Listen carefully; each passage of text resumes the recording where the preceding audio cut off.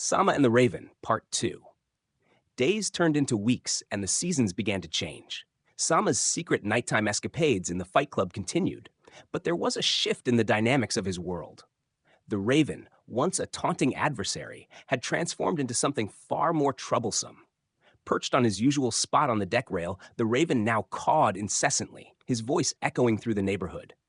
This time, he wasn't just taunting Sama, he was spreading the word to every animal within earshot. Squirrels chittered nervously, birds fluttered in agitation, and even the neighborhood dog seemed restless. The Raven had become a nuisance, a herald of disturbance in the once peaceful suburb. "Listen up, everyone," the Raven croaked loudly one afternoon, his feathers ruffled with urgency. "There's something big happening in the woods. You all need to be alert." Sama, hidden beneath the deck, watched with narrowed eyes. The Raven's incessant warnings were creating an atmosphere of tension. The peace of the Fight Club was threatened, and Sama knew he had to act. The Raven's cawing had attracted attention from more than just the usual woodland creatures. New and unfamiliar faces were showing up, curious and sometimes aggressive. One evening, as the sun dipped below the horizon and the first stars began to twinkle, Sama slipped out from under the deck. He made his way through the neighborhood, moving like a shadow.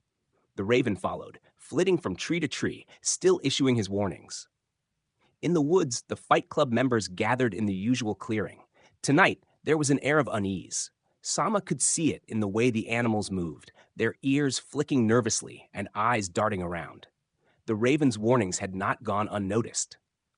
"What's going on, Sama?" asked a gray raccoon, his voice tinged with anxiety. "Why is the Raven causing such a fuss?"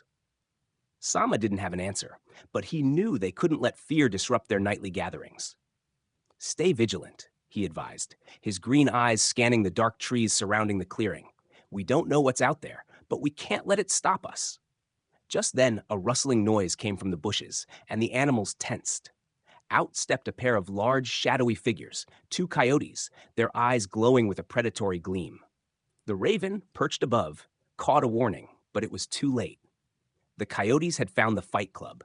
A tense standoff ensued. The coyotes, with their sharp teeth and hunger-driven eyes, posed a serious threat. The animals of the Fight Club were brave, but they were not accustomed to facing such formidable foes.